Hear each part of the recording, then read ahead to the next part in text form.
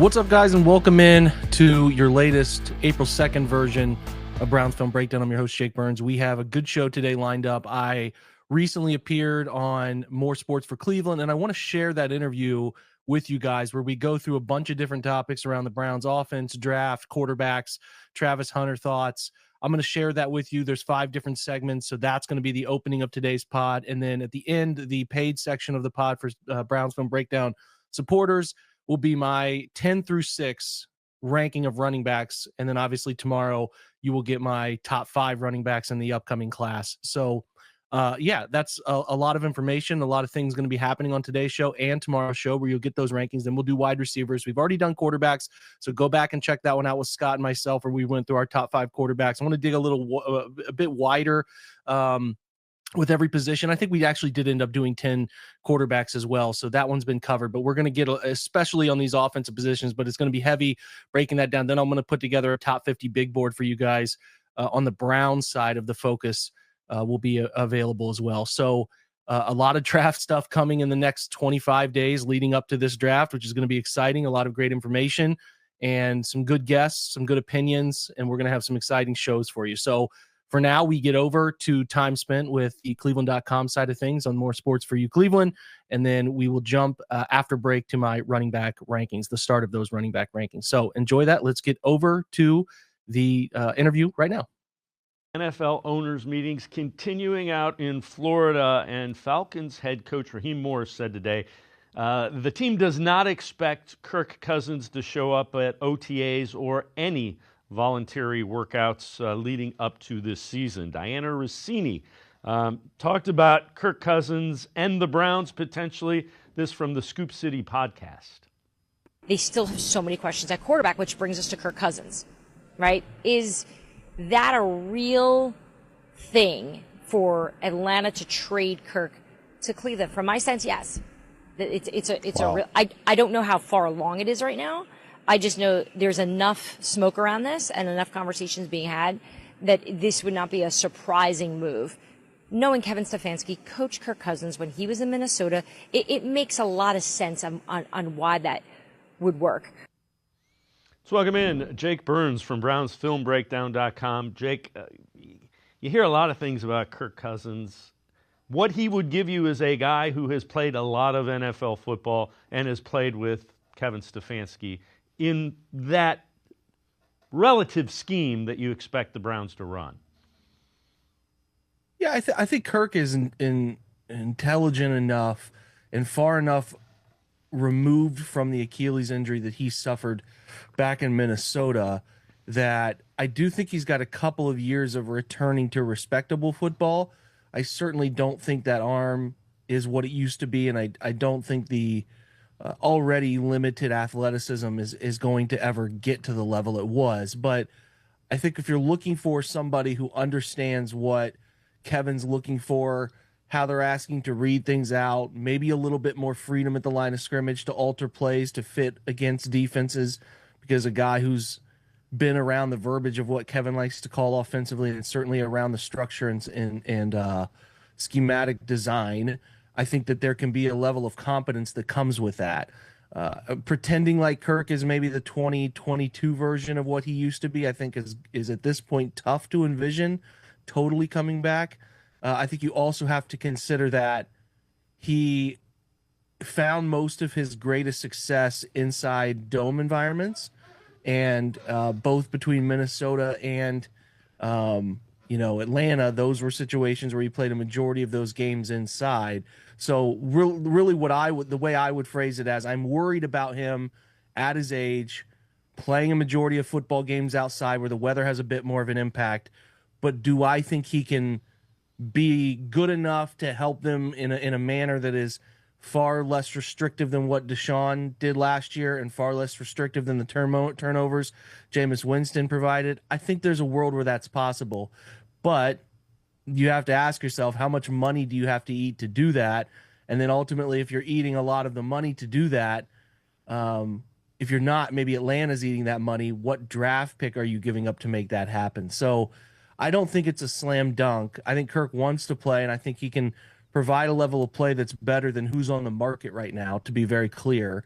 But it then becomes, what are the levels to that mean something that, we have to give up to get him. And then ultimately, if it's week 8 and he's thrown 4 touchdowns to 6 interceptions and he can't drive the football downfield, especially, outdoor football is giving him some restraints. I think that then you start to be like, did we make the right move there? So I think that I understand the hesitancy from the Brown side to give up anything of real relevance to make that happen. I think the most appealing thing, and I'm sure you guys would agree with me, was the idea that you could get Kirk on a similar veteran minimum deal that the Steelers were able to luck into with Russell Wilson last year. So you don't have that, and then it becomes you have to pay him double, a multi-million-dollar contract that gets north of $10 million, or you have to give up a 4th-round pick for him. That's where it's not quite as comfortable. I think, again, house money situation where you're offset language, he gets a minimum contract and he's just collecting money from Atlanta still, different discussion. But a discussion around a draft pick that is meaningful, or, eating into a large amount of your cap that you're uncomfortable with, then it's tough. So I think that I respect what Diana is saying. I just feel like that whole situation is a little dicier than we want to believe. And I think what was reported a couple weeks ago about Kirk waiting until after the draft to sort of scout out what places he would be willing to be traded to with his no trade clause, I think that's the most logical thing. Who really needs a quarterback post draft because they didn't get a guy in that draft, and then kind of going from there so that he's not blindsided or put into another situation where Michael Penix is a player that they select and it's just your season is a countdown to the next guy. I think he wants a chance to get that long-term 16, 17 game start. But again, how likely is that, and how willing is Atlanta, who's playing hardball here, to come off that player? The Browns need something offensively. Take a look at this. They have struggled to score points. This is how many times since 2021 they have been held to 21 points or less. In 2021, 9 games under 21 points. 2022, 8 games under 21 points. 2023, 9 games under 21 points. That includes the playoffs. And then 2024, 14 games under 21 points.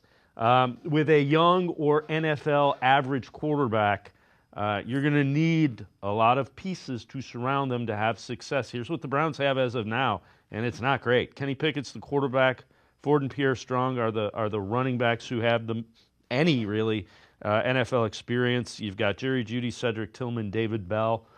You could throw Jamari Thrash in there, but he hasn't done a lot in the regular season.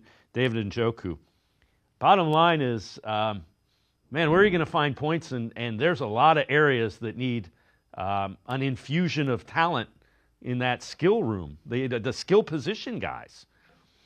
Yeah, no, it's a reason why I think Abdul Carter is going to be a really good football player in the NFL. I don't have much a doubt of that. I just have a hard time envisioning how they're going about the top of the draft, passing on either a quarterback, which that's fine. Jimmy Haslam spoke about this yesterday. I'm sure you guys covered it. The desire to take a quarterback is not something that they're pressing on this group because they still want to remain patient and not force a decision similar to how they forced the Deshaun Watson thing. But you can't ignore the fact you were at one of the NFL's worst offenses in the last 15 years last year. And if you backtrack it, totally understanding that 22 had a slew of injuries to Baker Mayfield. 21 had the Mayfield injuries that cost him the season. Essentially, the shoulder was really prohibitive for him. 22 was a suspended Deshaun Watson season. And then when Watson came back, it was really, really rusty. And then in obviously in 23, they dealt with all of his injuries and tried to piece it together with 5th string tackles and, quarterback rotation until Joe Flacco sort of stabilized things. But this is a pattern that is really concerning.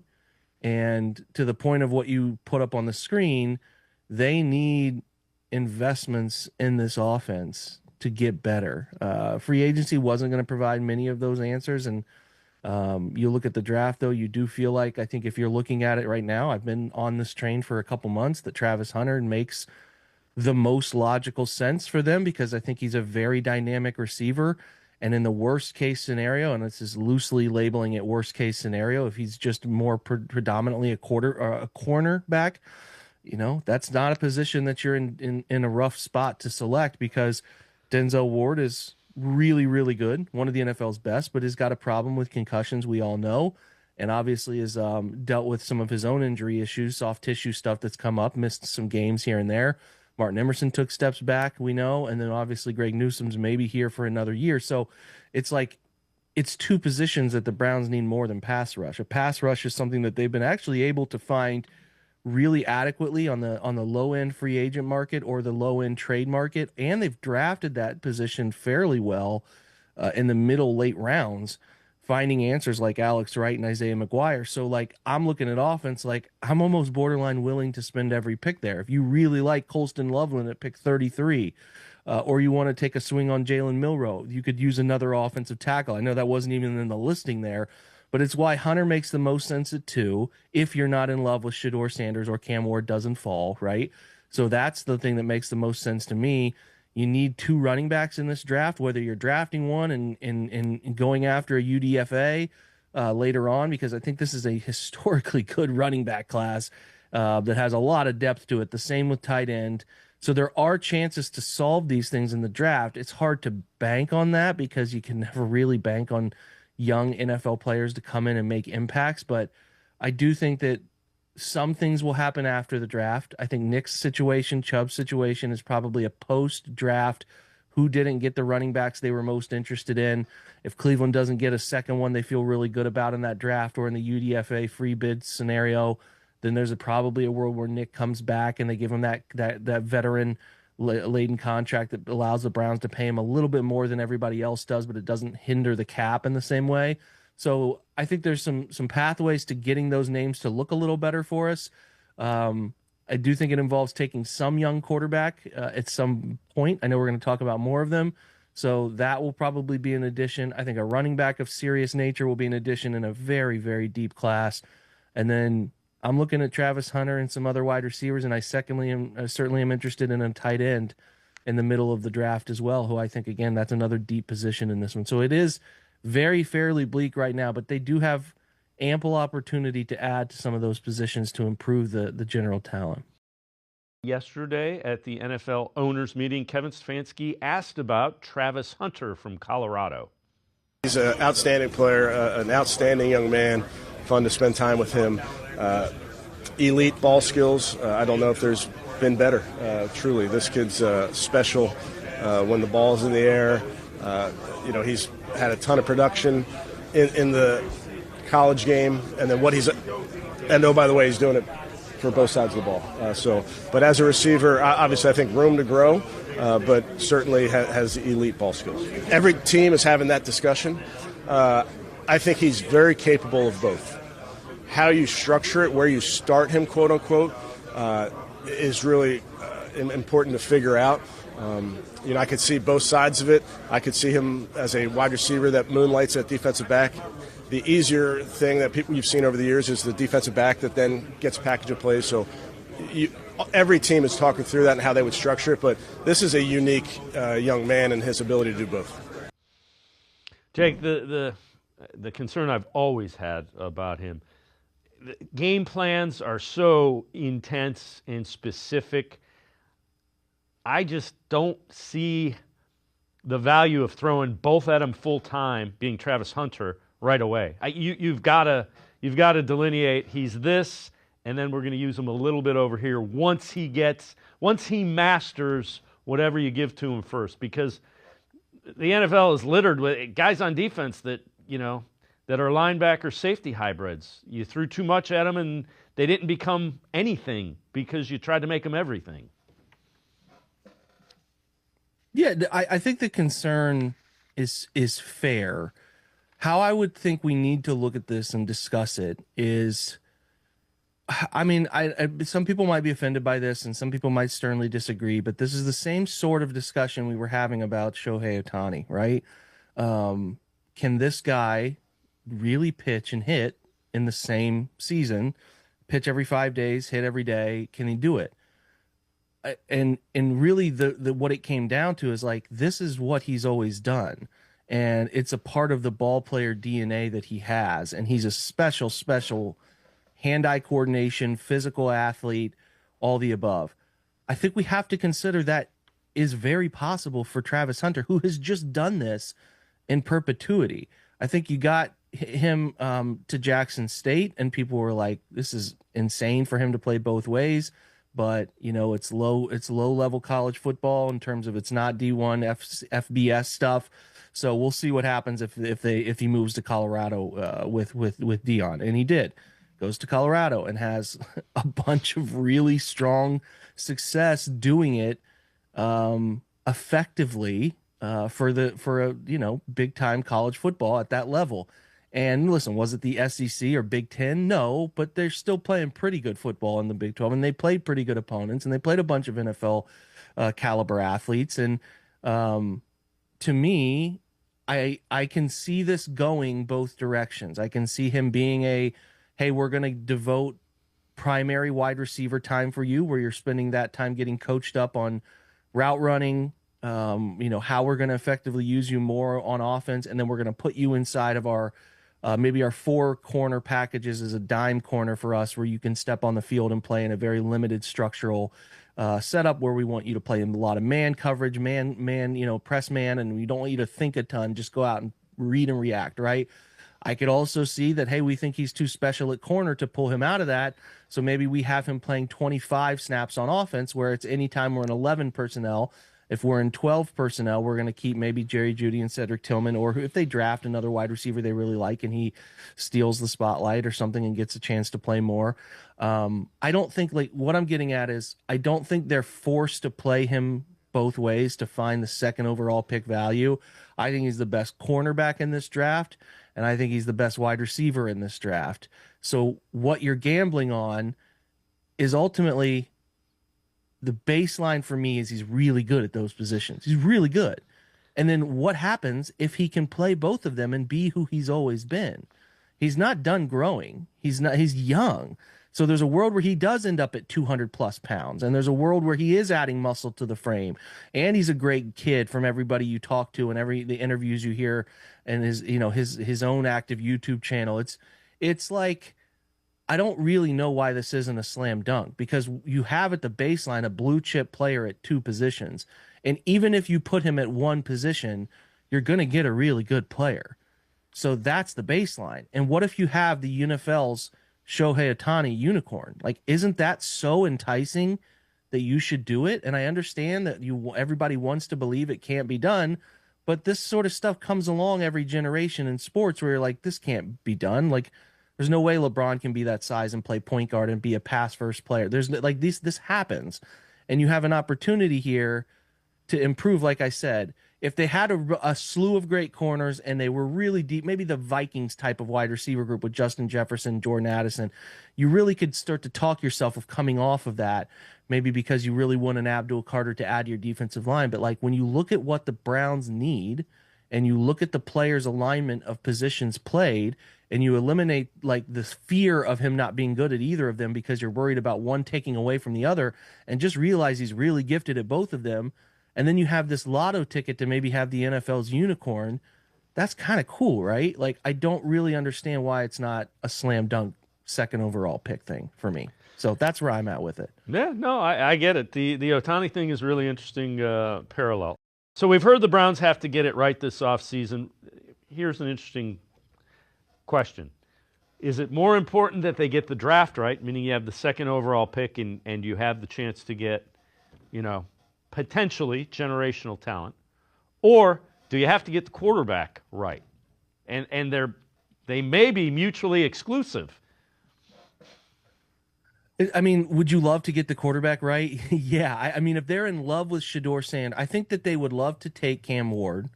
I don't think there's any doubt about that. The problem is it feels more and more every day like the Titans are taking him, and there's no chance the Browns are moving up to 1 unless I would think the Titans are going to make the asking price so ludicrous that it's just almost impossible to do that. So but listen, my theory on this has been, if they love Shedeur Sanders and they believe he's the solution to their situation, even if you view him as an Andy Dalton plus, there's a reason to take that player there. There's a reason to believe he can be a big part of the problem solving you need on offense. I would be fine with that. It has to be a unified love for the player from everybody involved in the scouting process, to the top of the line with Andrew Berry and a buy-in from ownership, right? All of that would have to be there. And who am I to question that if it comes to fruition that they go that route? I will be open-minded to it. I think that we could all agree, outside of the stretch Joe Flacco had, which still even had a slew of turnovers, we haven't seen much quarterback play that is reminiscent of any of the average to above average to, God forbid, great quarterback play we see around the NFL. So that would be a welcome sight. Doesn't sound like, if you listen and take Jimmy Haslam's word yesterday as gospel, which I don't know why he would lie on this, but like it doesn't sound like they're inclined to force that. You could talk yourself into, hey, they have to get a rookie quarterback here and they have to get a rookie quarterback contract because of the Deshaun stuff hanging over their head, whatever. Like, it's not hard to get to the point where you feel like they are backed into a corner, but everything they're saying collectively between Jimmy down to Kevin is we're not going to force ourselves to pick somebody we don't believe in. And even if that, like Jimmy said yesterday, means a multi-year sort of scenario where they're being patient and they are trying to bridge the gap between their quarterback and who they ultimately maybe move up to get to be the guy, I think they want to do that, but they also know that they're, again, direct quoting this, like there are really good players in this draft and they want to support the roster getting really good players as often as they can. So I think it sounds unified in the way they're viewing it. I think there is a very important week with Colorado's Pro Day and spending time in private workouts with both of these quarterbacks, and obviously spending more private time with Shador and trying to watch him throw live and feel all that stuff out. But your question's fair. They need a quarterback, but it does sound like they're not saying get it done this offseason or you're all gone. So it sounds like there is at least from Jimmy's perspective, a willingness to understand that if they don't love this guy, let's wait until the next draft and see what cycle, like what does it present? What should we do? And kind of go from there. So I don't think that they're going to force that pick, but I also wouldn't rule out, like, they could love, this is all smokescreen season. They could really, really be all in on Shador behind closed doors, and that's the direction they're going, and we don't know it yet. So we'll see. We've talked a little bit about is Kenny Pickett, currently the only quarterback on the roster. We'll see how long that is for. You did a film breakdown of Kenny Pickett. Take us through what you see with Kenny Pickett and strengths and some of the concerns, just like you did with Will Howard.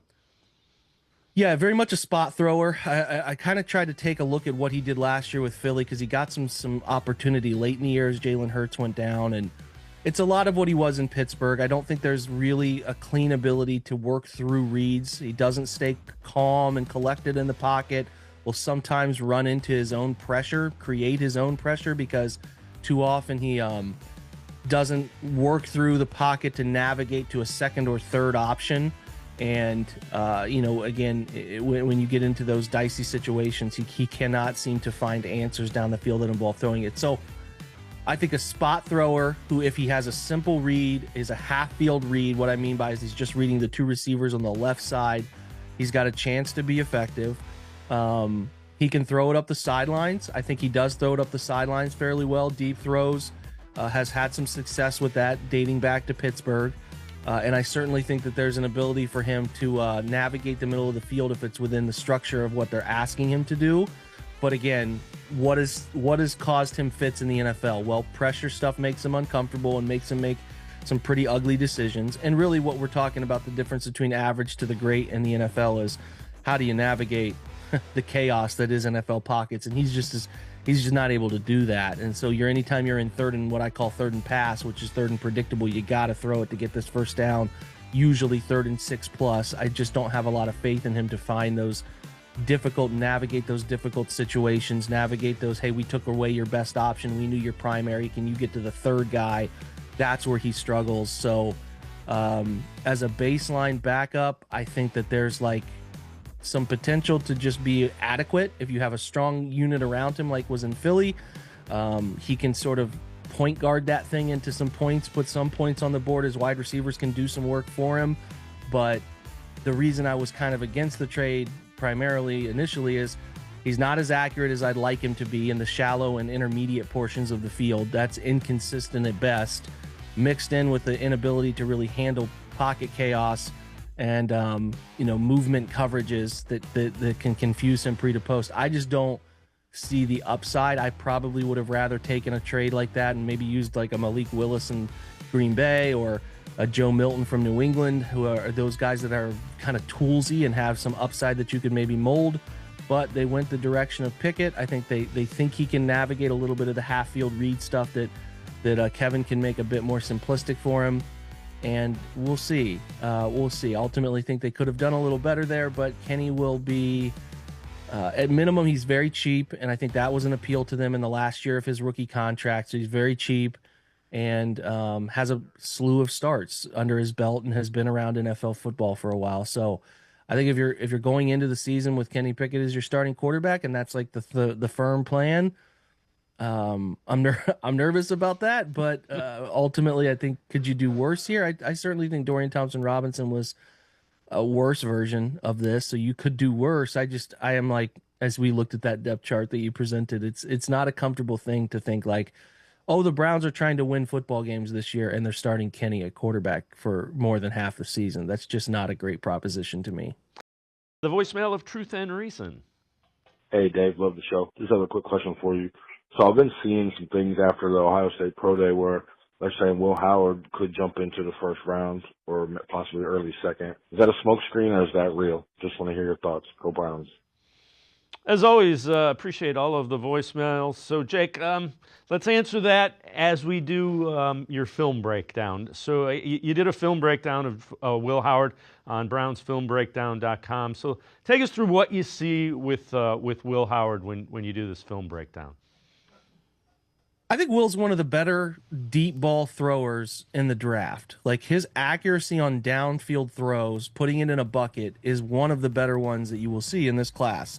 That is without question. And you can pin that on, hey, he has JJ, Jeremiah Smith, and he has Emeka Egbuka, and ultimately Carnell Tate will be a pretty good NFL wide receiver. Like, you can go that route if you want, but you still got to deliver it. And I think he did a great job of delivering footballs down the field accurately for most of the season. I again think you stack his tape up with, as you're seeing this ripped football down in the middle of the field here against this inverted Tampa 2, like, he can put it in a shoebox down the field. Very valuable and is appealing to a lot of NFL teams. Where he has some trouble, and where I think that this is going to ultimately be why he is maybe a late round 3, so you're talking Friday night, day 2, into maybe an early 4th round guy, is I don't think his ability to handle disguised coverage pre-snap to post-snap is where it needs to be. I think if you muddy the picture on him and change it, I think he gets a little out of sorts. And I think against pressure looks where he doesn't have an immediate answer, his ability to get to 1 to 2 and to see through what his brain thinks initially is going to be open versus what a defense maybe jumps to is a concern area. And I don't think he stares down the barrel the way the best in the class do against free rushers and deliver a football, again, accurately and making the best decision. So, like, you're seeing a lot of these early parts of this film breakdown are straight drops, delivering it downfield, a lot of outside the numbers throws. Very good at it, very adept. And in the playoffs, what was more appealing is that he had more of a willingness to throw the football between the numbers, almost in between the hashes, which was a welcome sight from his early season charting, which did not have very much of that in between the tackle box, driven down the middle of the field type stuff. So there were steps in the right direction, but I have a lot of concerns about how talented is the football, how talented is the arm to drive the football to the intermediate levels, not throwing fade balls up the sideline or throwing post routes deep over the middle, but how effective is he ripping the football over the middle? How effective is that arm? And then obviously I think how well does he handle pressure in those moments where he's got to stand in there, take a hit and deliver a throw?